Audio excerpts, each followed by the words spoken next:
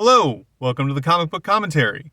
I'm Bo Leidig, and after realizing how many Image comics in the early days of Image, while there was still an Image shared universe, referenced and had crossovers with Youngblood, I decided I probably needed to put forth a few more Youngblood episodes to kind of get a better understanding of the Youngblood story and characters so that when they're brought up in other comics, it makes more sense in those videos. So this week, we're talking about Youngblood #1. Let's zoom in and take a closer look.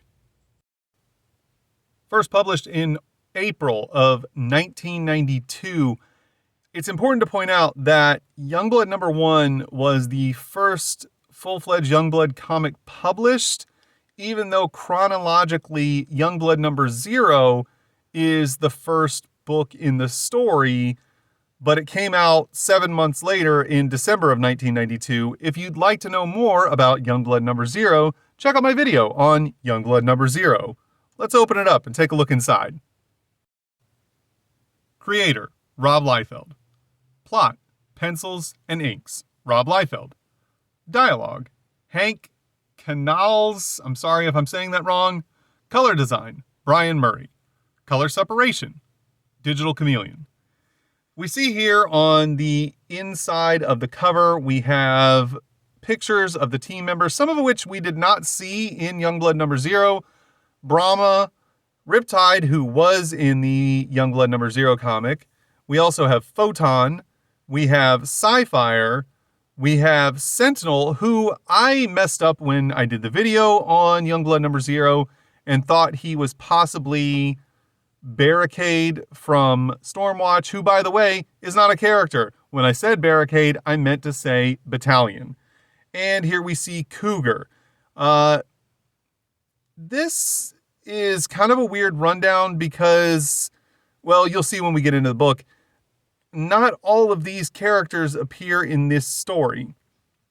Here we see on the very first page, there are news reports of a military action that's happening in Israel. There's an occupation of a foreign power. This guy is not Saddam Hussein, but it's pretty clear that he is an analog for Saddam Hussein in this story. We also get this pull-out trading card of Shaft that we saw in, I believe, some of the we saw things like this in Wildcats #1. If you'd like to know more about Wildcats #1, check out my video on Wildcats #1. But we see here that we have interviews from the president and reporters in Israel talking about the conflict and the possible involvement of a team of superhumans that may or may not have been sent by the US government to intervene. Here on the next page, we get this really cool 2-page action sequence, which confirms it was indeed a superhero team sent out by the US government to intervene in this conflict. Notably, it's Youngblood. However, this is where I'd like to point out that it's odd because while Photon was featured on the inside of the cover, he doesn't appear in this story, and instead we see Combat, who was not featured on the cover, but who was featured in Youngblood #0, and he's also wearing this super ridiculous helmet. Now, to be fair, Combat is supposed to be an alien from another world, so it does stand to reason that he would potentially be wearing some sort of gear and have access to some sort of weaponry that maybe we would not have here on Earth. I'd also like to point out that, well, it is cool that all these super beings are jumping out of these helicopters to deploy into battle. It's odd to see all these non-superpowered beings who are just regular soldiers jumping out of the helicopters as well, and nobody's wearing parachutes at all. They're not parachuting into battle. They're literally just diving out of helicopters into the middle of the desert. On the next page, we see Combat, Cougar, and Sentinel just get right into the fray of battle, and we also, unfortunately, see the common trope of Rob Liefeld not being great at drawing perspective or anatomy, because as we can see in this panel, Combat, while large, is only about double the size of the normal-sized humans that are on Youngblood, which is the way he's typically depicted. He's big, but he's not massive, until we get over onto this panel where suddenly he's massive and is almost 4 times the size of Cougar. And this thigh is way longer than it should be, and his legs seem too big for his body. And his gun, which on the previous page was a big giant laser rifle, is now depicted as more of a pistol. It doesn't really make a whole lot of sense. It's weird to look at, but it's beside the point.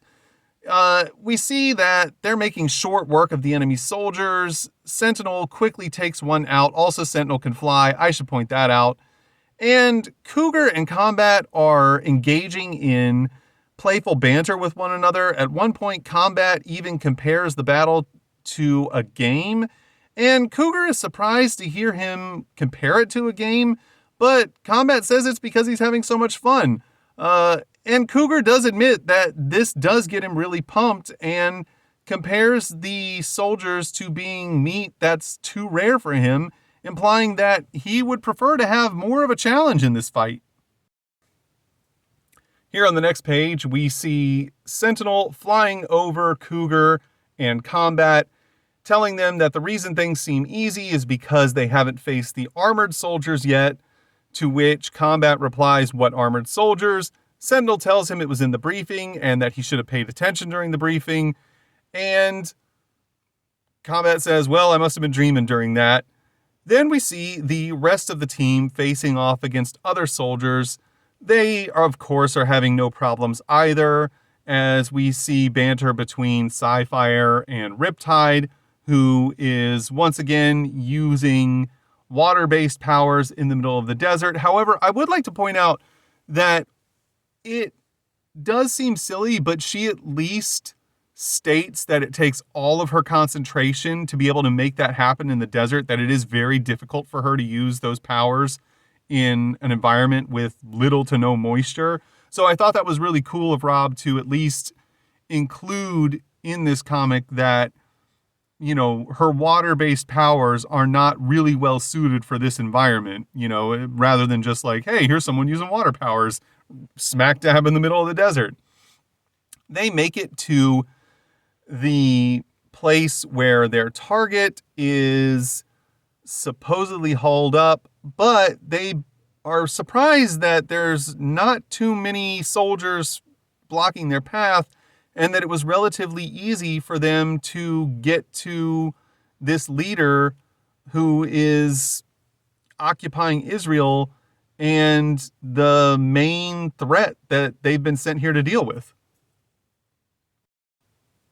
On the next page, we see the team is pressing forward, taking care of the little bit of guard that is protecting the building that they're heading to, but not really facing any major opposition.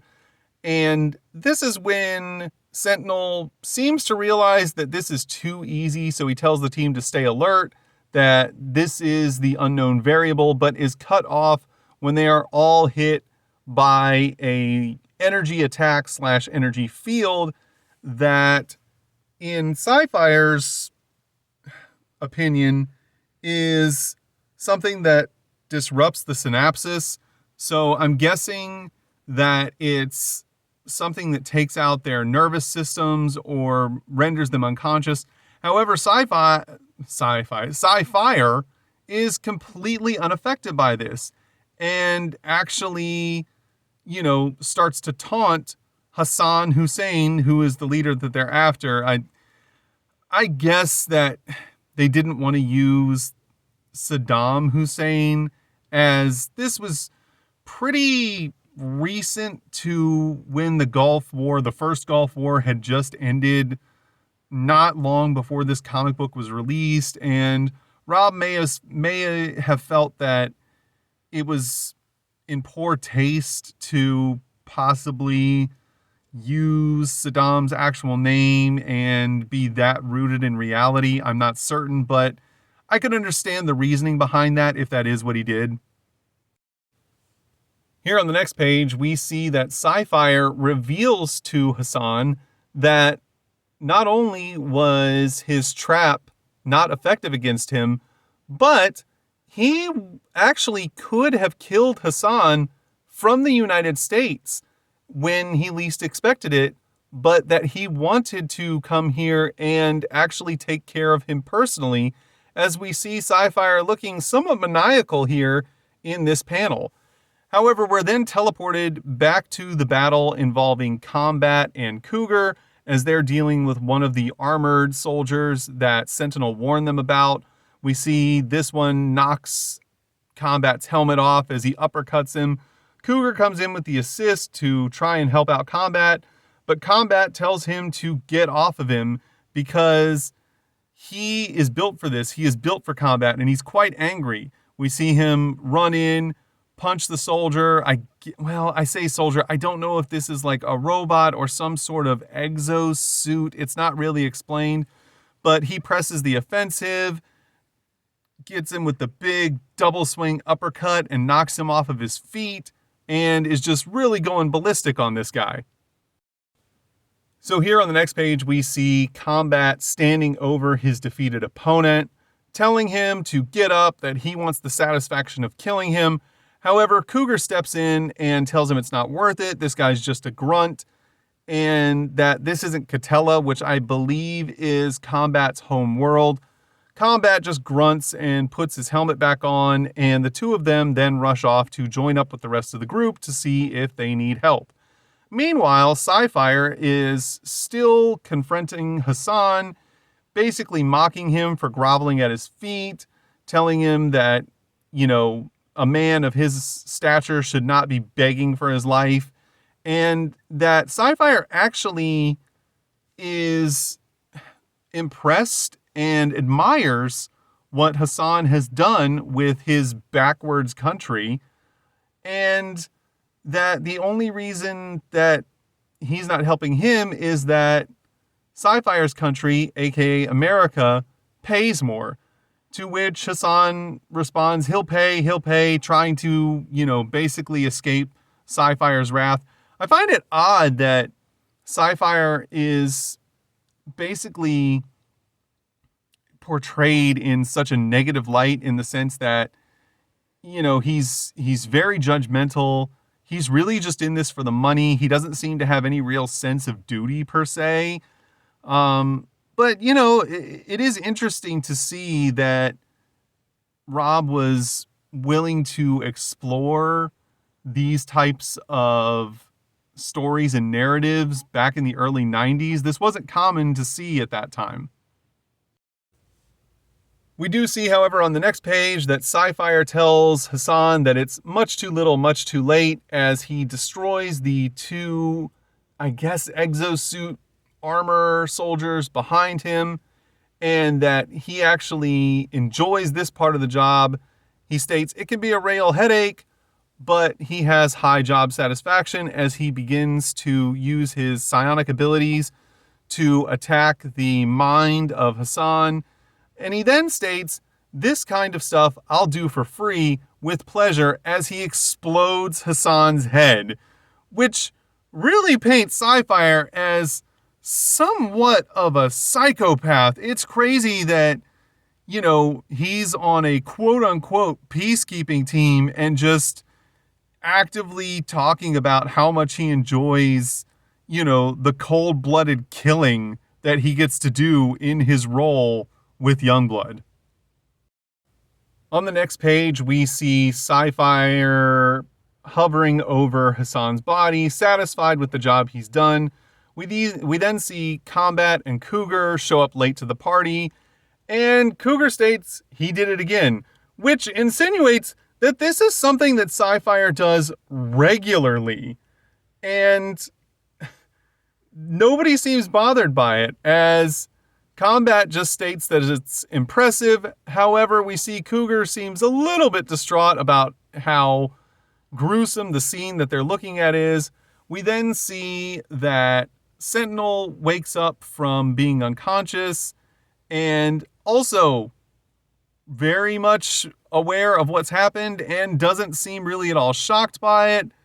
Brahma then wakes up. We then see Riptide.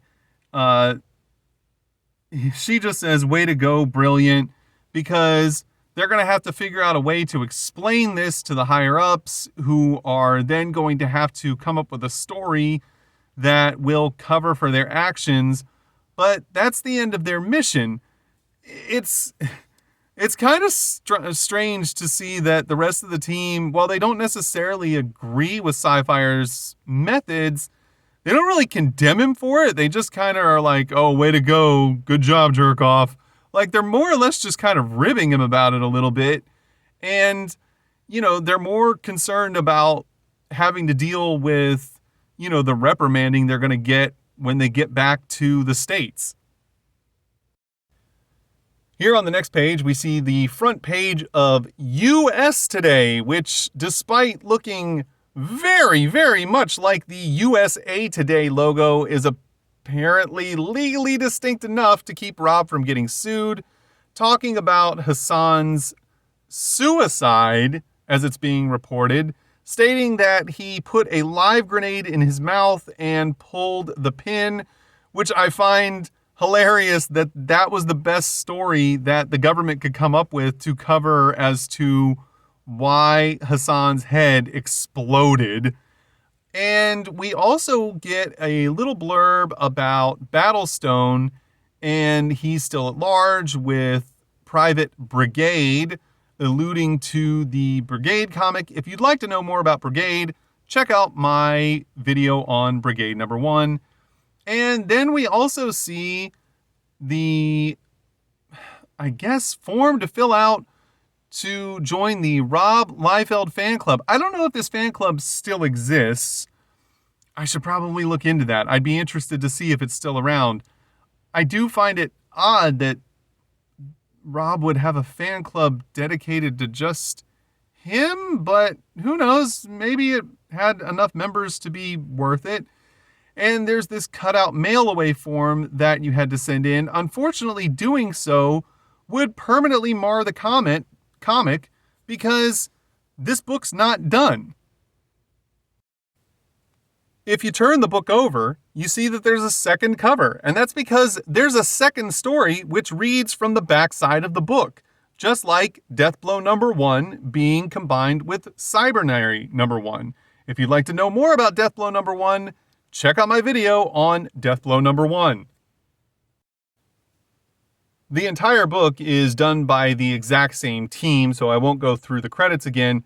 However, we do notice here that we have another picture of the team on the inside cover.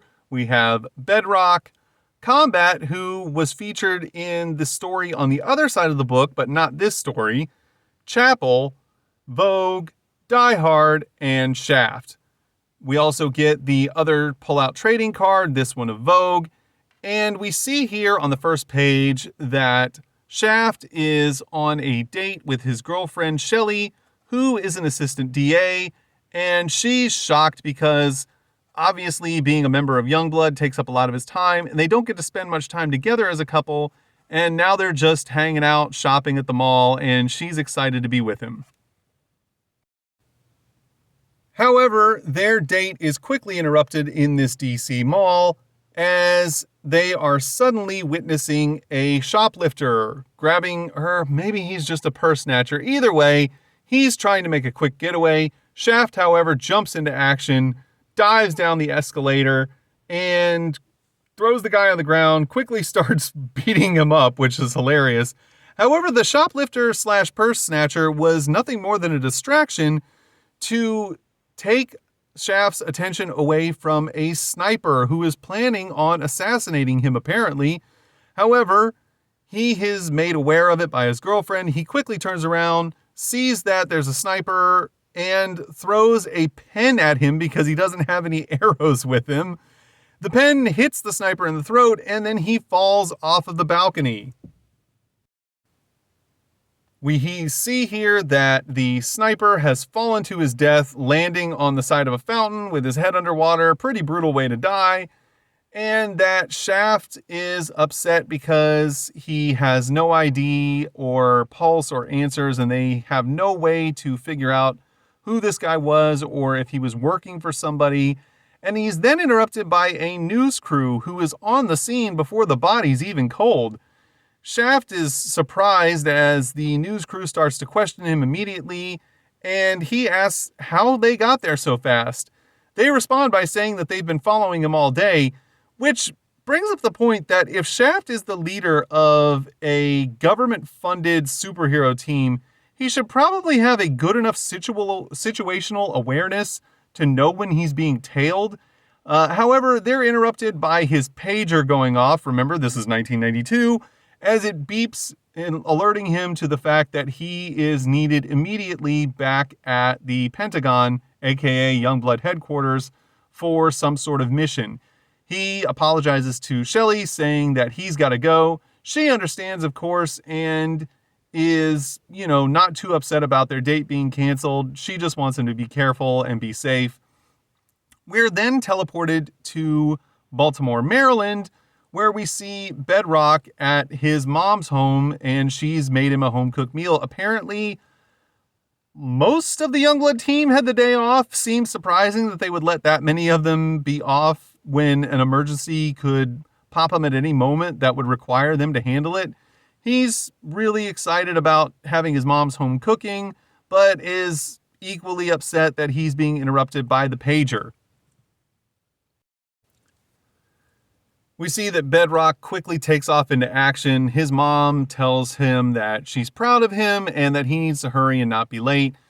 We then see Die Hard being awoken from a stasis of some kind and realizing he is needed and that he has to make better use of his freedom this time, which I believe points out to the fact that Die Hard is a consciousness that exists in an artificial body. So when he's not being actively deployed, he is stuck basically inside of this body in either a stasis or sleep or potentially conscious. I don't know. It doesn't go into detail here, but it's really kind of a raw deal for Die Hard, man. I mean, the fact that if he's not actively out fighting, that he's basically a prisoner is pretty crappy. We then see that Chapel is in bed with some woman that he's just hooked up with for the night. He gets the beep, realizes that he's got to get going, tells her she can have 5 more minutes.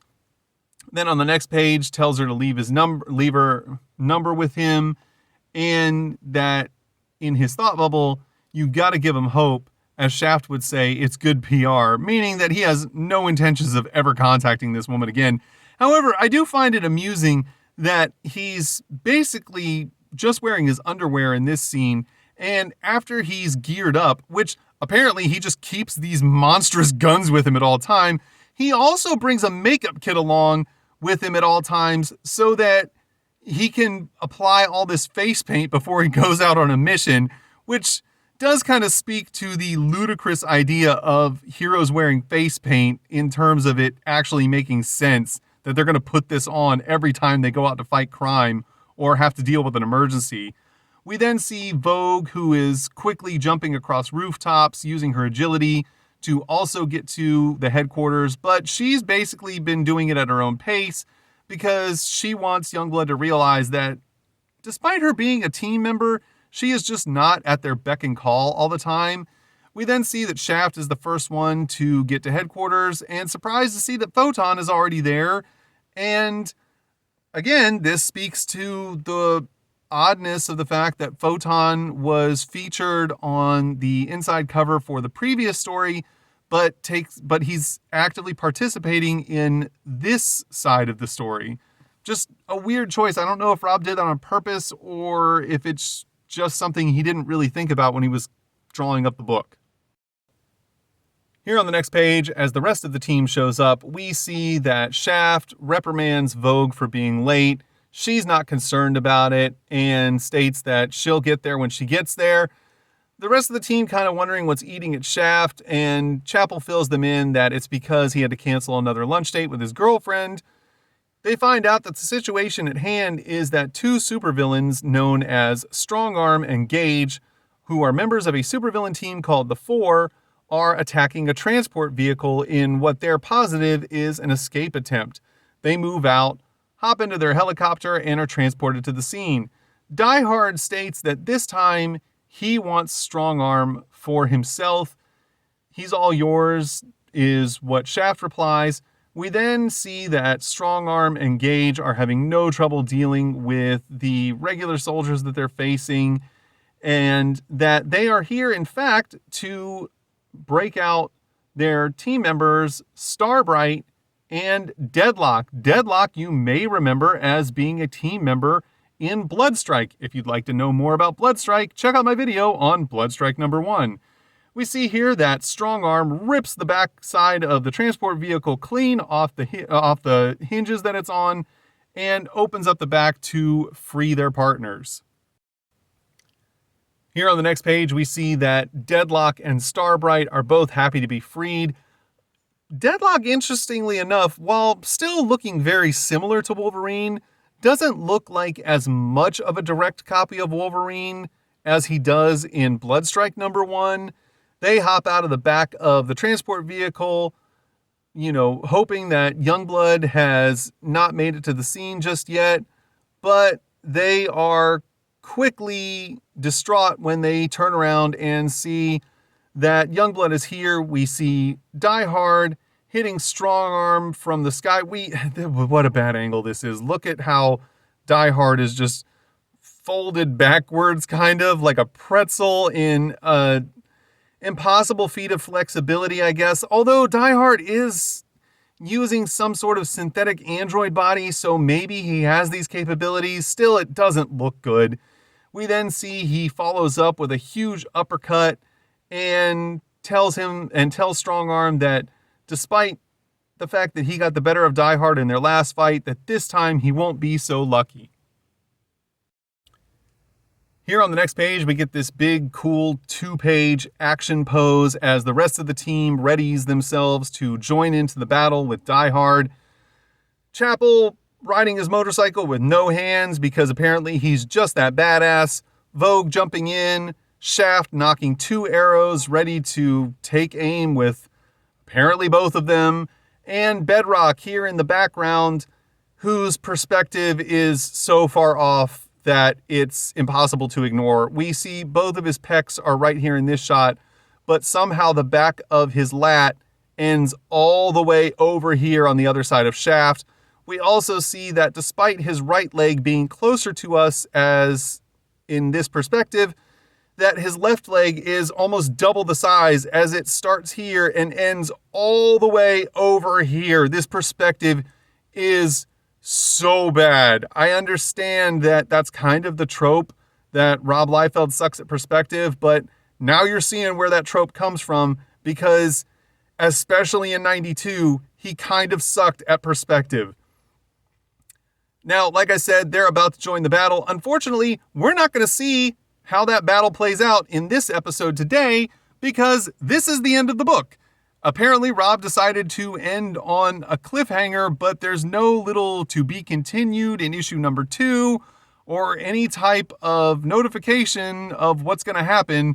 You just get to the point where the battle's about to heat up, and then there's no battle.